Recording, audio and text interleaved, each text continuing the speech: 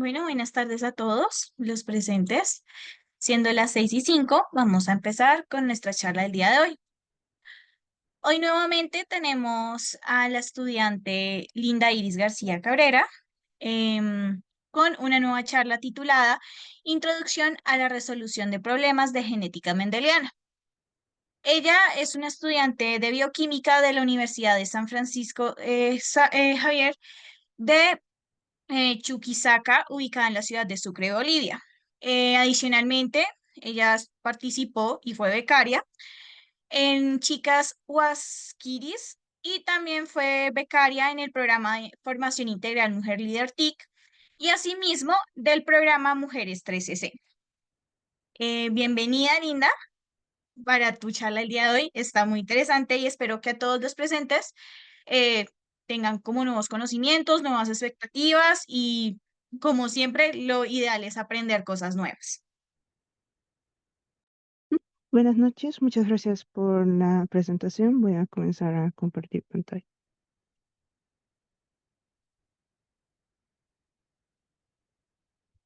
¿Me confirman si se puede observar? Sí, Ya, muchas gracias.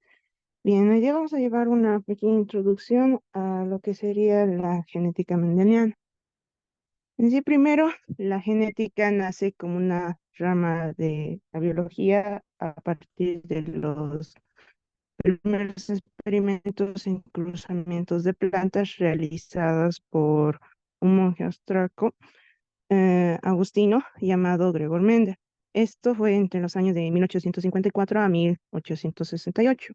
Con anterioridad a los trabajos de Mendel, aparecieron algunas explicaciones en torno a lo que eran los mecanismos de la herencia biológica. Estas explicaciones se conocen como postulados premendelianos de la herencia.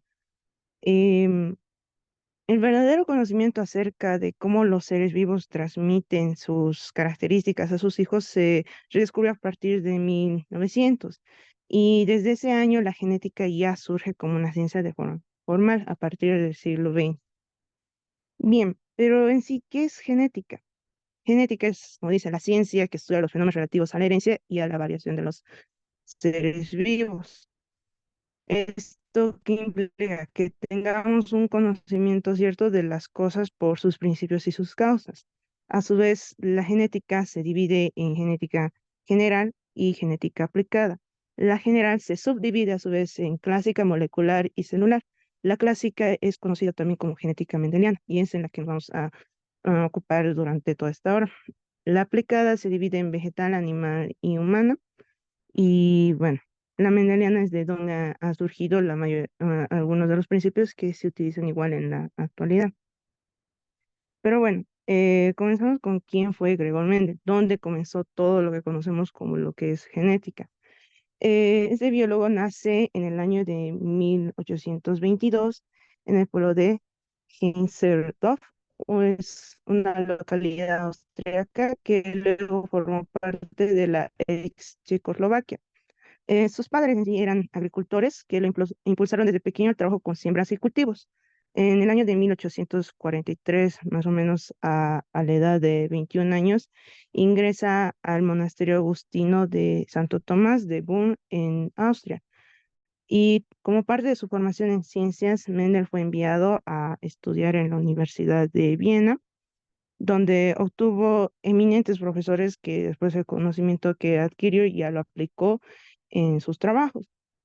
Ya regresó al monasterio más o menos en el año de 1854 y ahí es donde inicia una serie de trabajos en plantas.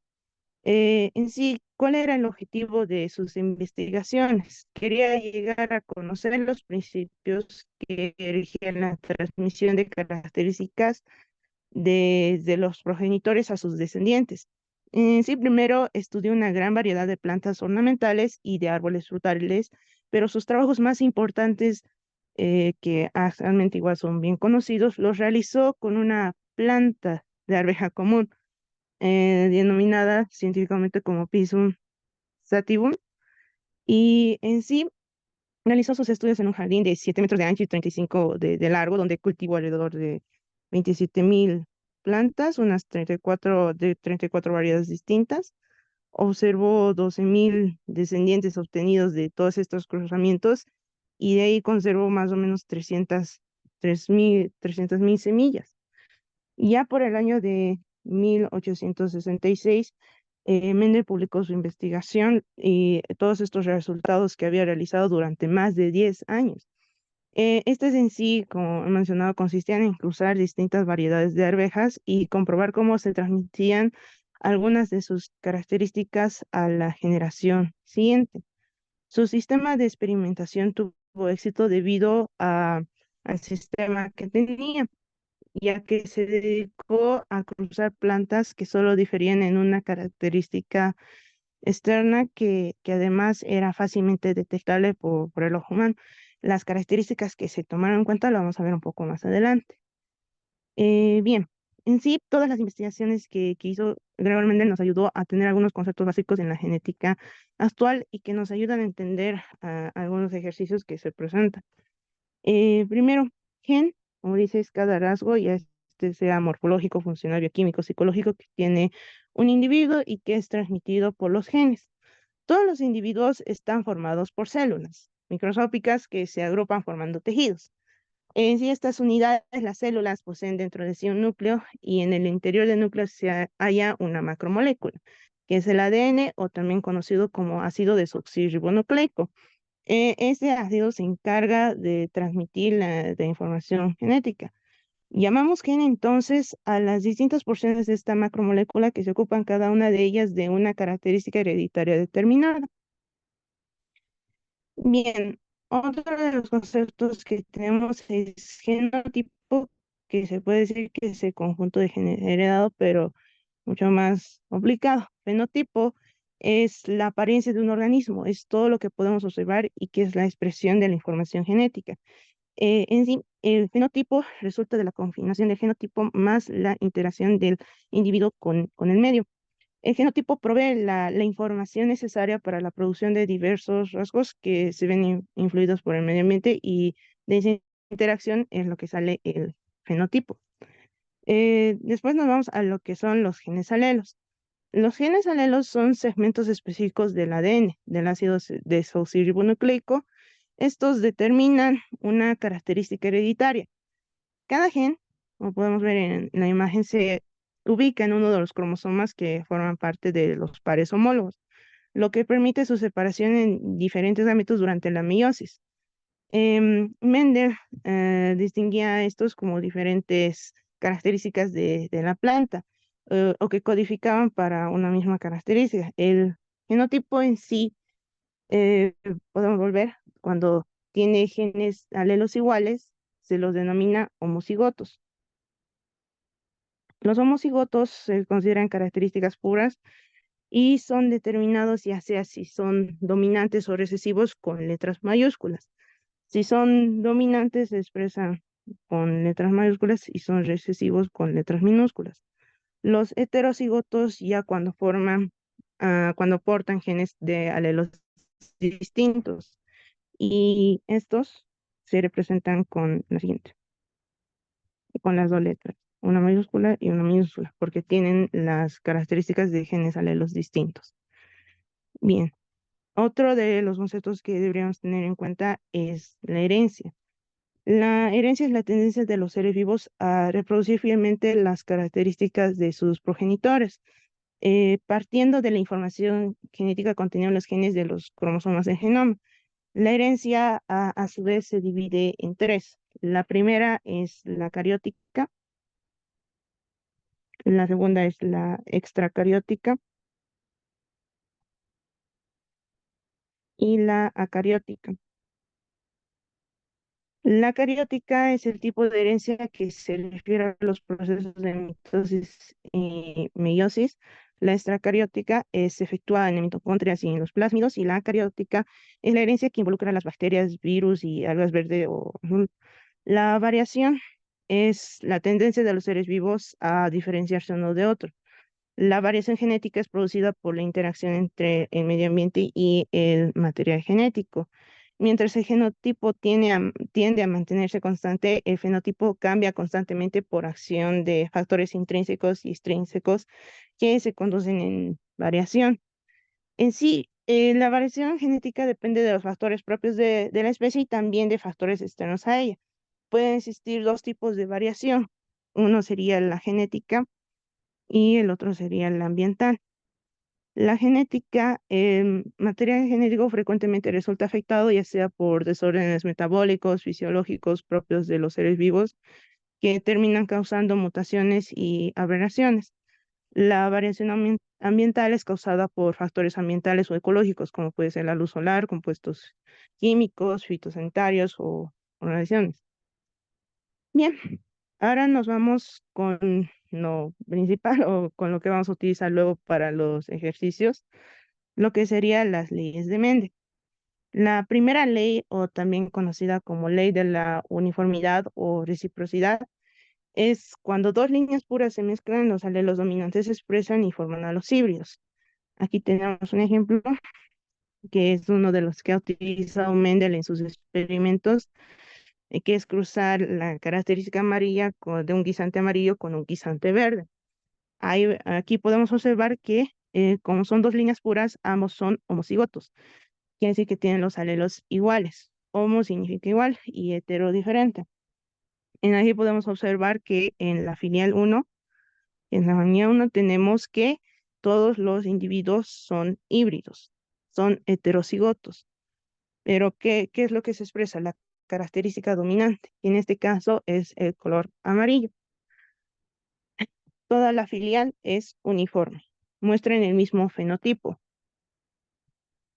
Bien, la segunda ley o ley de la segregación, esto también es la filial 2, es cuando los híbridos que se obtuvieron de la primera filial, de la primera generación, se cruzan. En aquí vemos que esto ya son los heterocigotos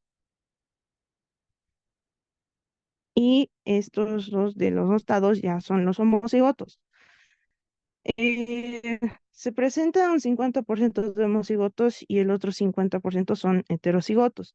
Eso es en el genotipo. En el fenotipo podemos observar que se muestra la característica dominante en un 75%, pero se vuelve a manifestar la característica recesiva en un 25%. Quiere decir que 3 de cada 4 van a tener esta característica dominante, mientras que 1 de cada 4 va a volver a presentarse la recesiva.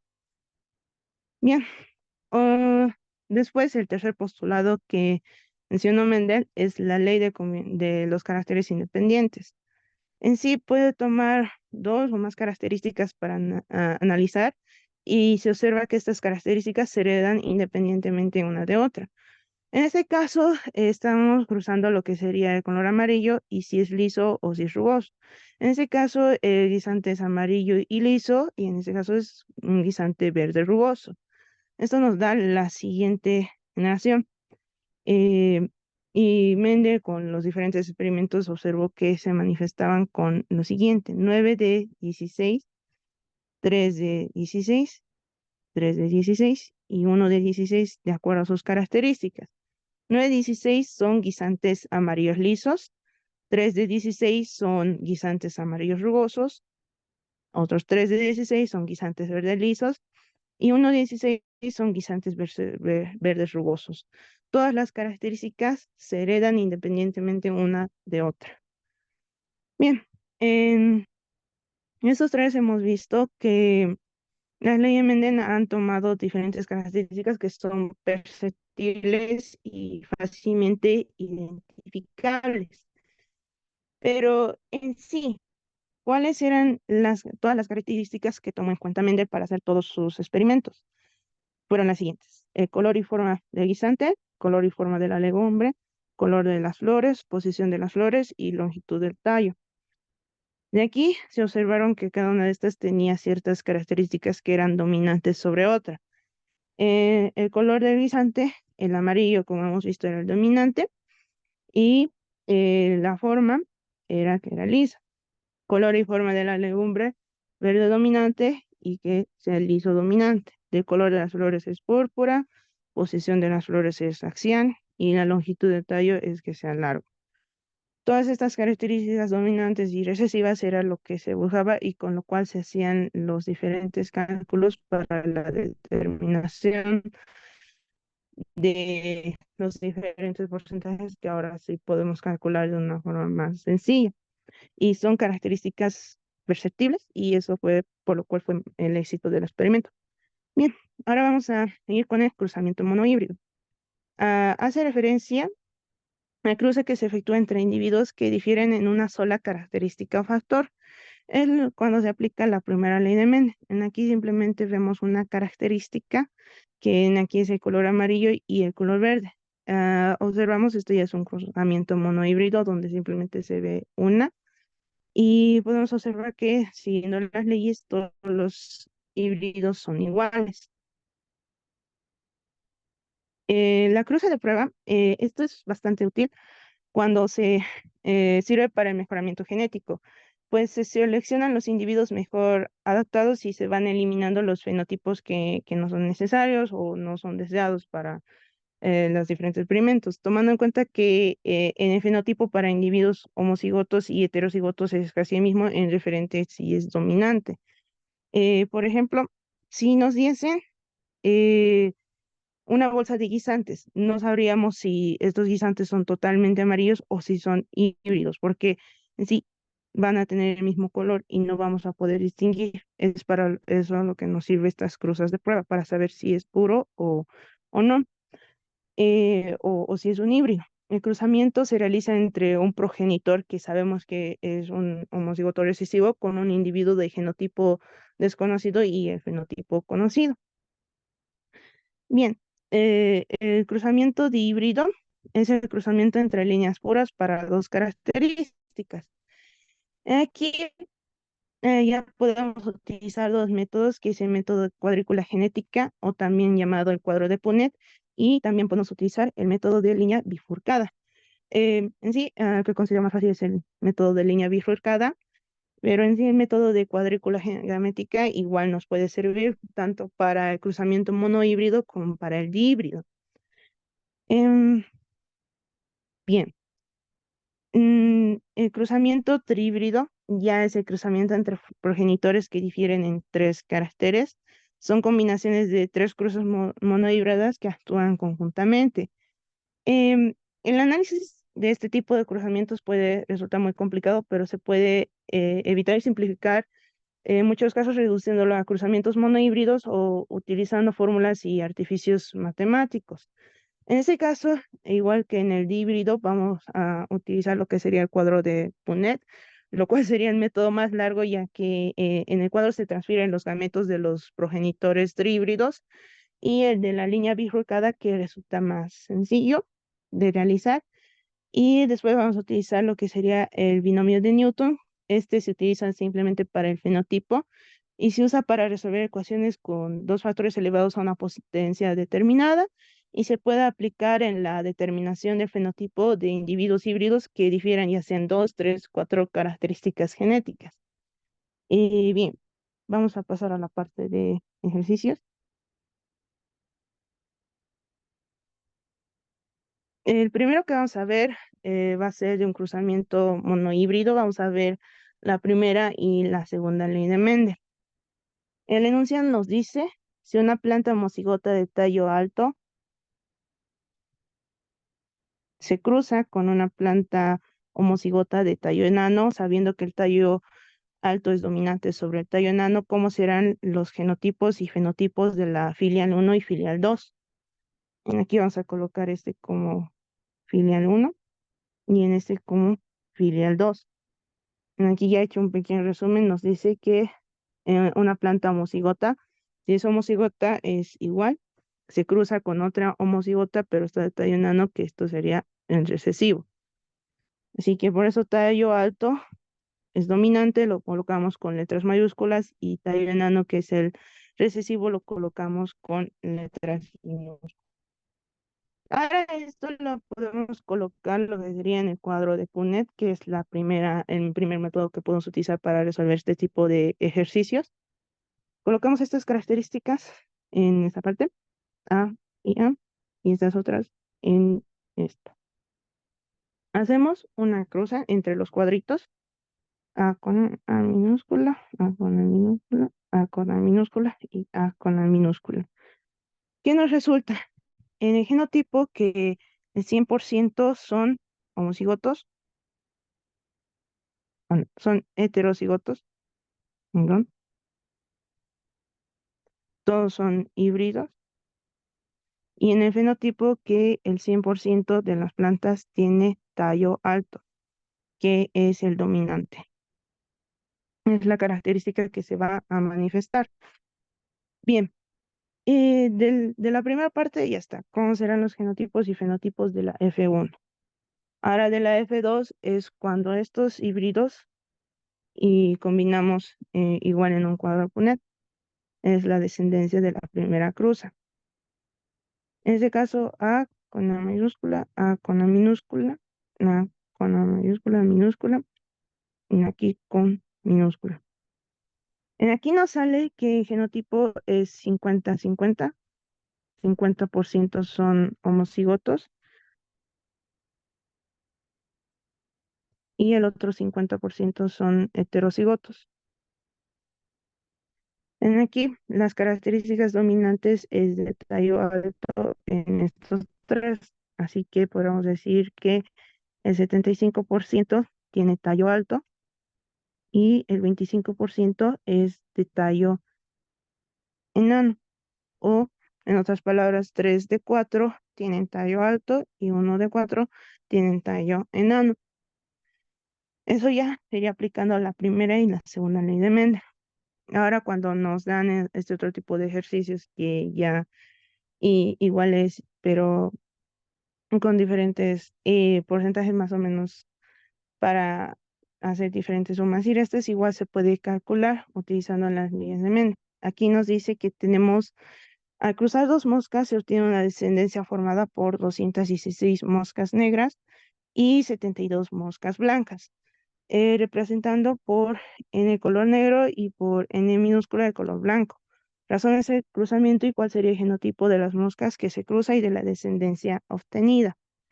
Aquí nos dice 216 de moscas negras en total nos daría 288. Ahora queremos determinar cuánto es de cada uno. Así que lo que hacemos es hacer una porcentajes de cuántos son. 216%. En sí sería una regla de 3. 288 es el 100%, 216 no se sabe, se coloca X. 216 por 100 dividido entre 288 nos sale que son el 75% de moscas negras. Ese ya sería el fenotipo. 216, 72, perdón. 72 por 100 sobre 288 nos sale que es el 25%. En aquí nos sale la razón del genotipo, cuánto es a razón de tanto. Ahora lo que tenemos que hacer es descubrir de dónde sale eso. Simplemente nos dice de dos moscas se obtiene una descendencia formada por tanto. Así que podremos hacer un razonamiento de que estas moscas son híbridas, porque hemos visto ya que según la segunda ley de Mendel, las características se manifiestan de 3 el dominante y en 1 el recesivo. Así que vamos a hacer esa cruza. N, N, N, N. Aquí N mayúscula, N mayúscula, N mayúscula, N minúscula, N mayúscula, N minúscula, N minúscula, N minúscula.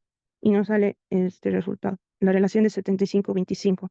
Así que podemos decir que el genotipo es que tenemos un 50% de homocigotos, que son estos, y 50% de heterocigotos, que 3 de 4 son con moscas color negras según a la descendencia en que nos han dado, y 1 de 4, o sea, el 25% son las moscas blancas. Bien, eso ha sido tanto la aplicación de la primera como la segunda ley de Mendel. Ahora vamos a comenzar con algunas pruebas de cruza o de características codominantes. Aquí tenemos, se cruzan dos plantas de color naranja, donde se obtiene una derivada por 30 flores rojas, 60 flores naranjas, 30 amarillas. ¿Qué descendencia se obtendrá cruzar las plantas de flores naranjas obtenidas con las rojas y con las amarillas también obtenidas? Aquí tenemos una relación. Son 30 rojas, 60 naranjas y 30 amarillas. Podemos hacer una división que sería simplificando 1, 2 y 1. Eso nos da la relación, con lo cual se determina que las rojas son las dominantes, las naranjas son las híbridas y las amarillas tendrían que ser las recesivas. Nos dice que de dónde primero se obtienen estas dos plantas de color naranja. En sí, tendríamos que comenzar con flores naranjas para obtener igual el híbrido y comprobar esa relación que hemos obtenido aquí y que nos han dado. R mayúscula con R mayúscula, R mayúscula, R mayúscula con R minúscula, R mayúscula con R minúscula y R minúscula, lo cual nos da la relación que hemos obtenido. Una roja, y sería este, dos naranja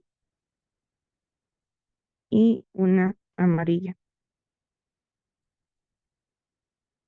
Con lo cual concuerda con lo que nos dice el ejercicio. El genotipo sería igual 50% homocigotos y 50% heterocigotos.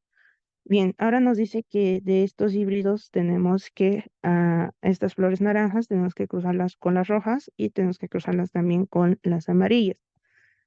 Bien, considerando que esto es un híbrido y que el otro es un puro, entonces serían con las mayúsculas. Igual hacemos el cuadrito de Punnett. Y nos da que tenemos dos flores rojas, 2 de 4 son rojas, 2 de 4 son naranjas. El genotipo sería igual, estos dos que encerran el círculo son homocigotos, estos dos son heterocigotos. Ahora con las flores amarillas.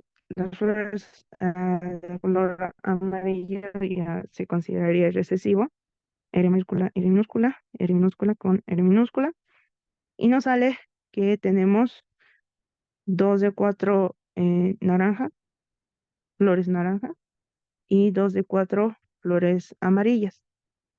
El genotipo terminaría siendo el mismo, 50% heterocigoto y el otro 50% homocigoto. Bien, esto ya sería para las rosas de prueba, para ver si es o no es puro. En este otro ejercicio tenemos en el cruce de Drosophila melanogaster, que es la mosca de fruta, de alas curvas y quietas en forma de masa, de híbridas consigo mismas, se obtuvieron los siguientes: 590 con alas curvas y quietas en masa, 180 con alas curvas y quietas normales, 160 con alas normales y quietas en masa, 60 con alas normales y quietas normales. Nos pregunta si se puede aceptar la hipótesis de que estos caracteres se heredan independientemente. En sí, lo primero que debemos hacer es, con las características que tenemos, es sumarlo para obtener el total. Aquí ya lo he sumado, y de este total se aplica lo mismo utilizando una regla de 3 simple para sacar los porcentajes de cada uno. Y ya después vamos a comparar con los datos que tendría que dar en forma teórica. Estos son los datos que han dado de forma real y los vamos a comparar con los que salen en forma teórica según los cuadros de Punnett. Bien, en este caso lo que he hecho ha sido distinguir cuáles son las características principales, y son alas curvas, que sería la característica dominante; alas normales sería la recesiva; quietas en masa sería la dominante, lo estoy colocando con la letra M mayúscula, y las normales sería la recesiva en minúscula. Tomando en cuenta esto, podemos hacer lo que sería la filial 1, y tendríamos que hacerlo con estas dos características: M, M, A, M, M, A con A, M con M y A con A, M con M. Con lo cual nos da un genotipo de que el 100% son heterocigotas, y el fenotipo de que el 100% tiene alas curvas y quietas en masa, que es lo que nos piden primero: alas curvas y quietas en masa de híbridas. Es así como se obtiene ahora para el cruce de estas dos características. Tenemos que ver todas las posibilidades que pueden salir de estas características y es por eso que voy a hacer este cuadrito aparte, donde vamos a ver las diferentes combinaciones que puedo tener, aunque igual ya están presentes aquí. Si es que no nos dicen A con M, A con M mayúscula, A con M minúscula y A con M minúscula, que nos da lo mismo. Moscas con alas curvas y quietas en masa, alas con alas curvas y quietas normales, con alas normales y quietas en masa y con alas normales y inquietas normales. Con todas estas características nos vamos a hacer el cuadro de Punnett para todas, para este cálculo de híbrido. Como les he mencionado, igual se puede aplicar tanto para análisis de monohíbrido como híbrido. Lo único que vería de inconveniente es que se tarda en rellenar este cuadrito. Obviamente tenemos que ir llenando estas características, ir enfrentándolas. A mayúscula con A minúscula, en mayúscula con A minúscula, de acuerdo a cómo está en el cuadrito. Y eso ya lleva un poquito de tiempo, pero vamos a tratar de hacerlo rápido. Otra de las técnicas y que es mucho más rápida es la técnica de el bifurcado y lo vamos a ver igual en este caso. A con M, con M, A con A, M con M, A con A, M con M, y a las dos de minúscula, M con M con M. Primero siempre es el dominante y lo recesivo para que después podamos hacer el conteo de una forma más rápida y sacar cuánto es el porcentaje de cada uno o cuánto es a cuánto. Y con esto ya podemos determinar cuántos hemos obtenido de cada uno, cuántos son con esas características. Y bueno, vamos a hacerlo con colores. Tenemos primero que es a las curvas y en masa. A M lo vamos a determinar. A las curvas y normales, que es a M. A las normales y en masa, a M mayúscula, a M y todo esto minúscula. Bien, ahora todo esto tenemos que buscarlo en el cuadro de poner. A, que sería curvas y en masa. En el cuadro de poner tenemos este, y tenemos que ir así haciendo el conteo. En aquí podemos ver 1, 2, 3, 4, 5, 6, 7, 8, 9. Tenemos, y tengo una cuadro de poner que son 9 de 16 a las curvas y en masa. Nos vamos con la siguiente característica, que son a las curvas y normales. A con M. A mayúscula, M minúscula, A mayúscula, M minúscula, A mayúscula, M minúscula. Nos da el cuadro Punnett que son 3 de 16. La siguiente característica que tenemos es a las normales y en masa. Esta igual tenemos que ir buscando. Es esta y es esta. Nos da que son, perdón, 3 de 16. Y por último tenemos a las normales y en queta, que es ya directamente este. Sería 1 de 16. Bien, como han logrado observar, en sí hay que tener bastante cuidado al ir colocando en cada uno de los cuadritos y para no errar en los cálculos. Nos comprueba la segunda ley de Mendel, que es la segregación de caracteres y que está en una proporción 9, 3, 3, 1. En sí existe otro método que ya es mucho más sencillo y que nos va a llevar menos tiempo. Colocamos la característica dominante y la característica recesiva.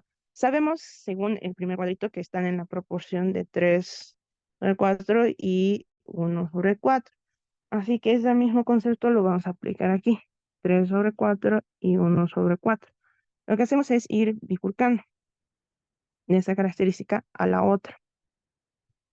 La otra sería en masa, M, M y M. Y lo mismo, 3, 4, 1, 4, 3, 4 para el dominante y 1, 4 para el recesivo. 3, 4 y 1, 4. Ahora, ¿qué es lo que hacemos? Sabemos que este va a salir a M, que es a las curvas de masa, A mayúscula y minúscula a las curvas y normales, A minúscula M mayúscula a las normales y en masa, y este otro es a las normales y a las normales y no normales. No, todo normales, etiquetas normales. Bien, ahora para sacar la proporción que hemos obtenido aquí, ¿qué es lo que hacemos? Estos denominadores los vamos a multiplicar. 3 por 3 nos daría ya 9. 3 por 1 nos saldría 3. 3 por 1 sería 3 y 1 por 1 sería 1. Nos sale la misma proporción que hemos obtenido con el cuadro de Punnett. Y esta ya es una de las formas más rápidas que podemos utilizar para los cálculos de más de dos características o inclusive desde dos.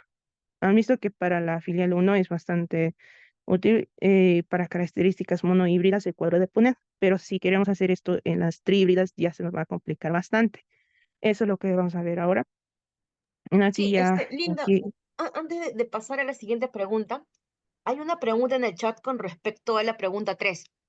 Preguntan, mm, ¿cómo o cuál fue el criterio para designar los genotipos a las características del color de las flores?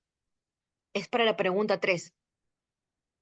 en sí más o menos ha sido simplemente un ejercicio de forma teórica para simplemente de ejemplo para estas características se ha considerado como si fuesen las rojas dominantes, las naranjas como si fuesen codominantes y las amarillas recesivos, para que se pueda observar los diferentes cruces de prueba que podría haber, ha sido determinado de forma teórica. ¿Hay alguna pregunta más?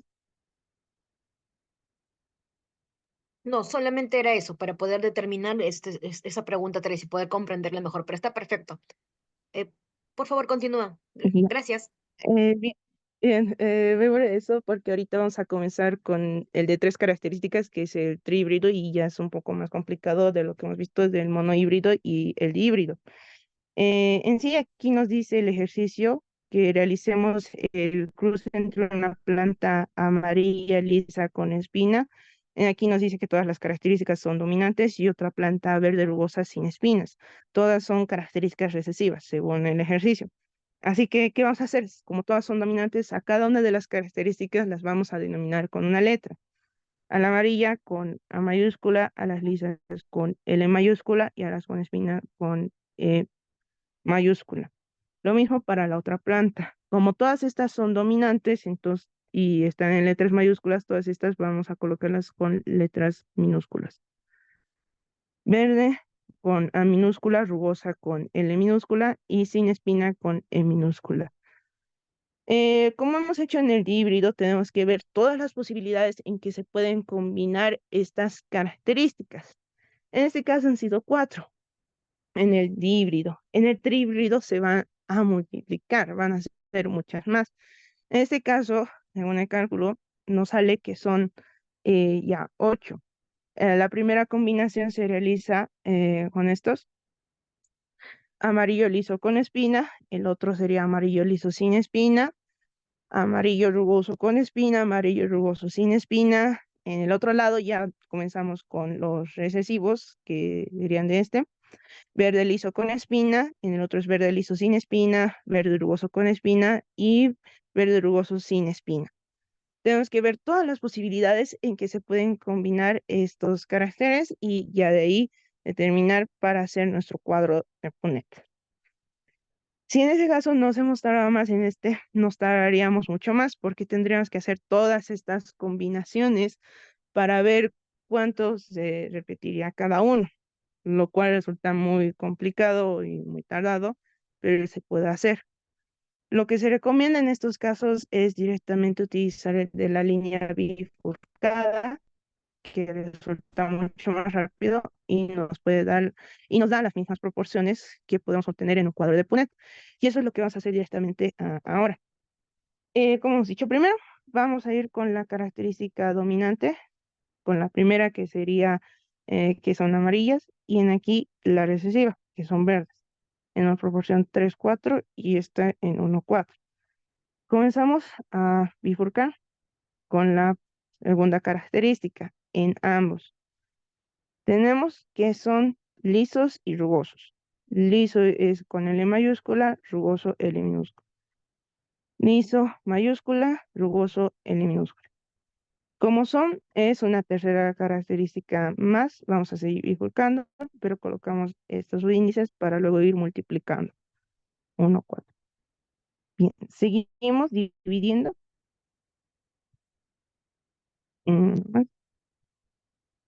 Y ya. Así vamos a ir dividiendo entre estas características. Y tenemos con espina, que es el dominante, sin espina, con espina, sin espina, con espina, sin espina, con espina y sin espina.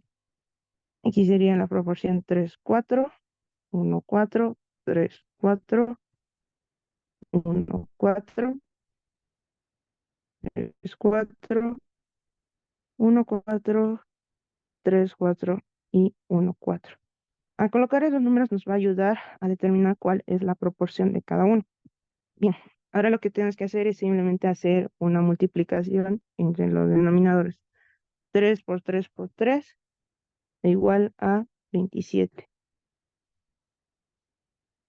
Ahora lo que tenemos que hacer es multiplicar este otro. Nos vamos por la otra línea. 3 por 1, 3.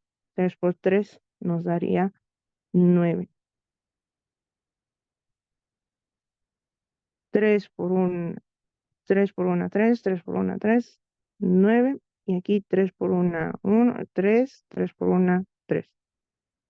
Nos vamos abajo y tenemos que seguir las líneas. 3 por 1, 3. 3 por 3, 9. 1 por 3, 3. 3 por 1, 3. 1 por 1, 1. 1 por 3, 3. Y 1 por 1 por 1 nos da 1.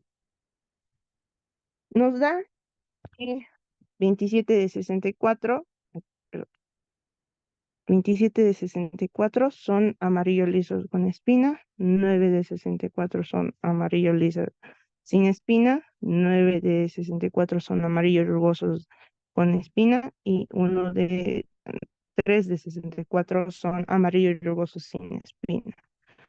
Nos vamos abajo y la misma definición. 9 de 64 son verde liso con espina, 3 de 64 son verde liso sin espina, 3 de 64 son verde rugoso con espina y 1 de 64 son verde rugoso sin espina. En sí, el de la línea bifurcada nos ayuda bastante porque tenemos que seguir las líneas y ya de ahí las flechas y podemos determinar cuánto sería la proporción fenotípica y de las características que deseamos obtener.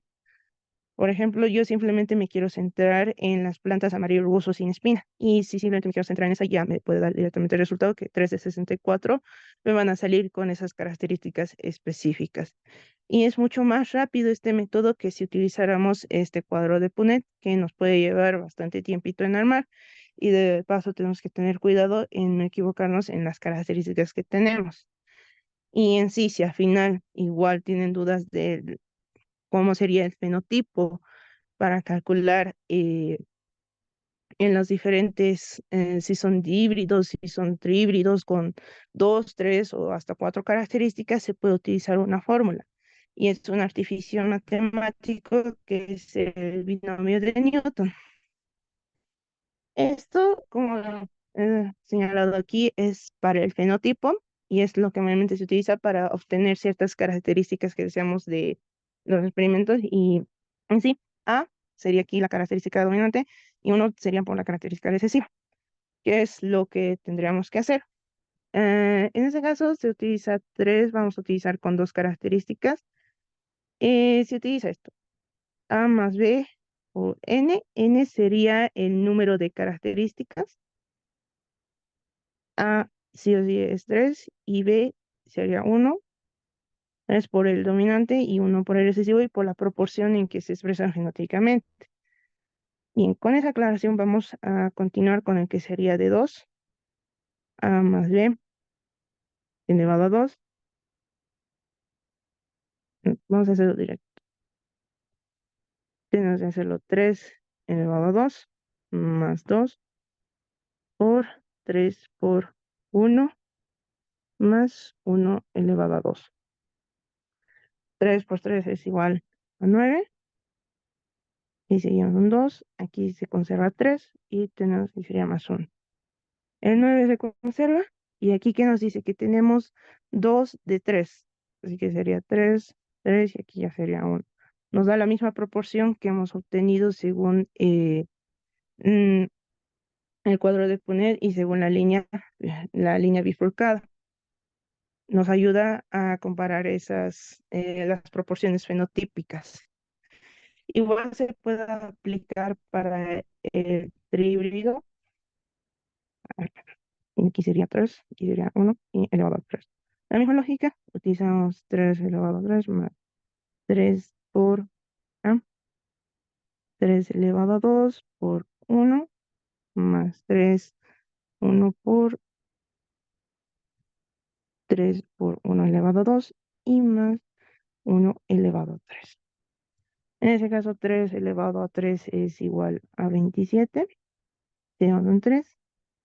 En aquí sería 9 por 1, conservamos con 9. Aquí tenemos 3.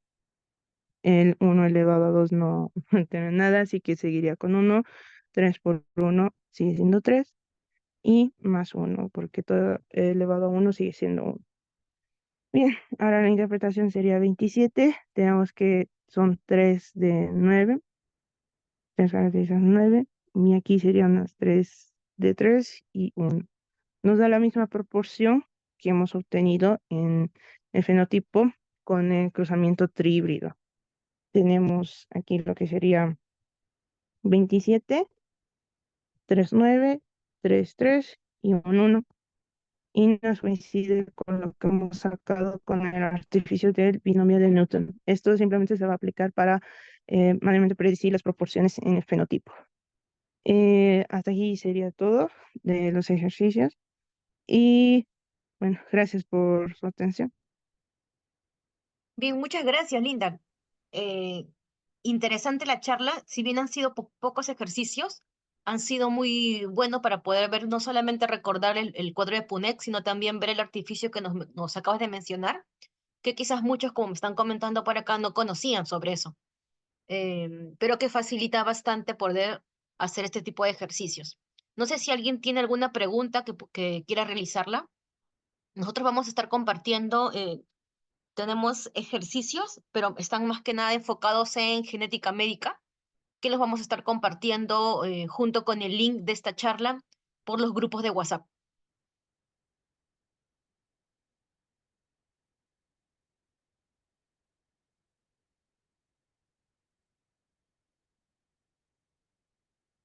Hay una pregunta en el chat, Luana. Bueno, Minerva te pregunta que por qué se manejan tres leyes si Mendel solo postuló dos en este sentido.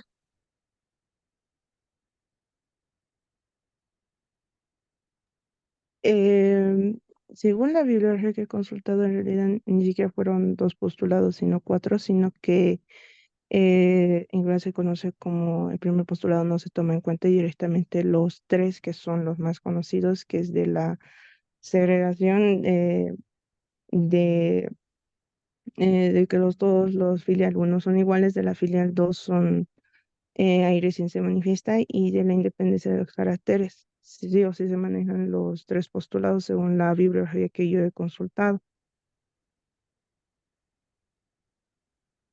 Y sí, a Por ver, otro ahorita lado, te preguntan que si puedes, o sea, de ser posible, junto con la charla, junto con lo que nos acaba de decir la doctora Michelle, nos podrías compartir la bibliografía, pues, para poder tener más referencias en caso tal. Sí, sí, Sí, por supuesto, justamente, les voy a enviar a la doctora. ya, porque justamente dentro de los ejercicios que tenemos, porque realmente son tres leyes, como menciona Linda, e incluso en algunas mencionan una cuarta ley, ¿no? La primera ley, que es la ley de la uniformidad de los híbridos de la primera generación, la segunda ley, que es la ley de la segregación, y la tercera ley, que es la ley de la independencia de los caracteres hereditarios.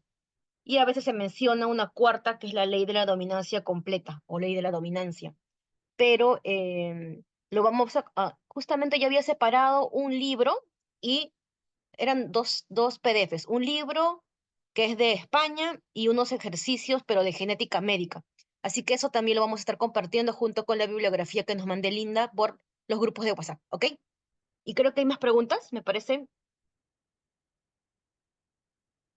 Ahí no veo. Bueno, por otro lado te preguntan, algo más aplicado en la parte práctica. ¿Sabes qué tan frecuente es la aparición de enfermedades ligadas a la herencia mendeliana en el caso de Bolivia? Sí, no. La genética mendeliana en sí ha dado los principios para que después ya se apliquen en lo que sería ya la genética aplicada. Eso ya sería en humanos, es una de las partes de las divisiones que he mencionado. En este caso, yo nomás me he concentrado en lo que sería los principios, que sería la mendeliana. Si nos aplicamos ya a lo que sería en humanos, ya sería parte de la genética aplicada y no.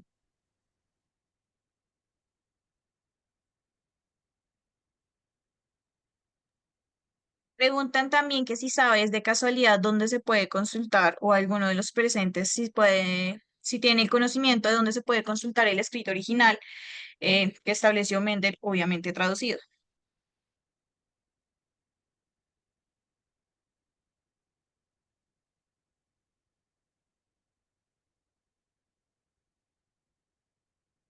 Por mi parte, el original no he utilizado. Lo que yo he utilizado ha sido el libro de Genética General, Teoría de Problemas, por el doctor Darwin Rueda. Y el original, honestamente, no sé dónde se pueda conseguir.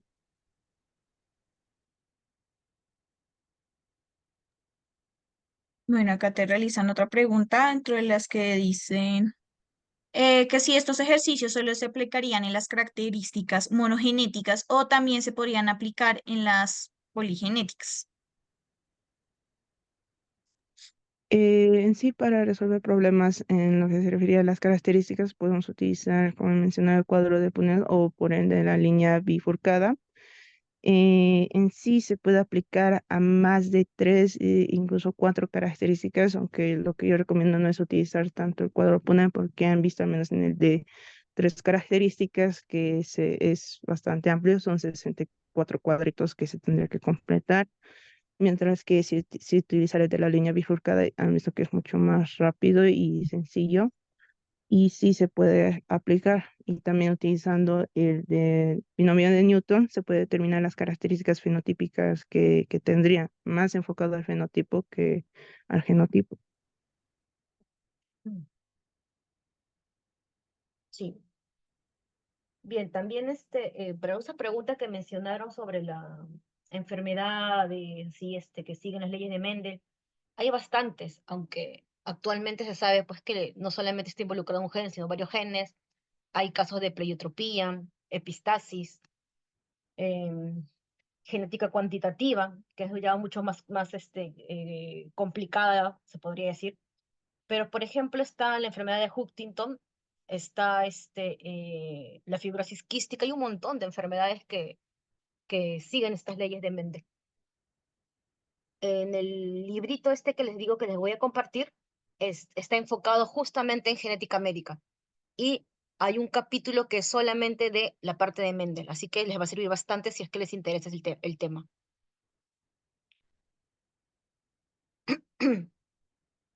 ¿Alguna consulta más, chicos?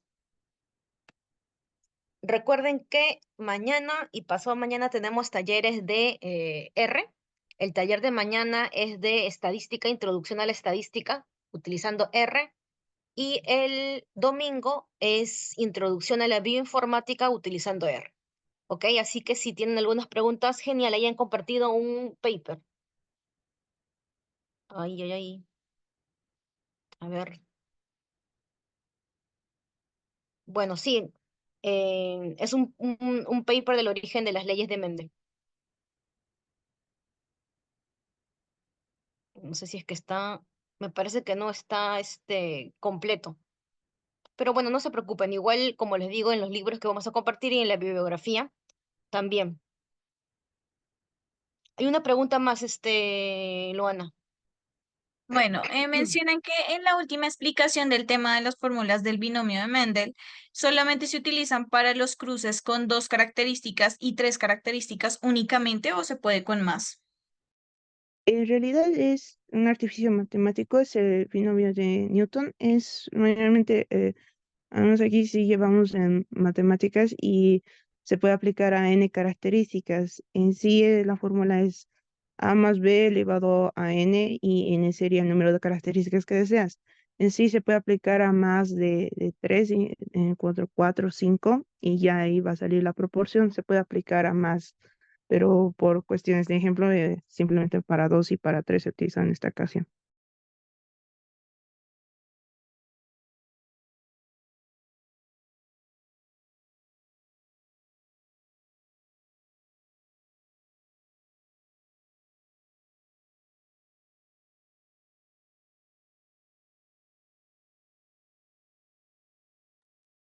¿Alguno de los presentes tiene alguna otra duda, un comentario, una sugerencia para la ponente?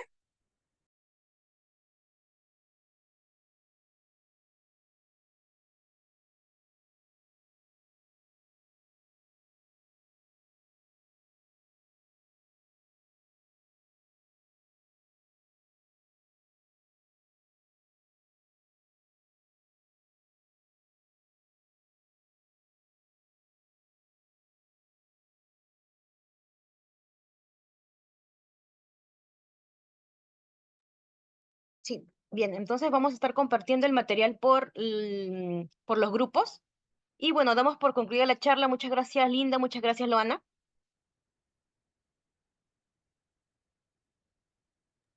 Gracias a ustedes. Buenas noches.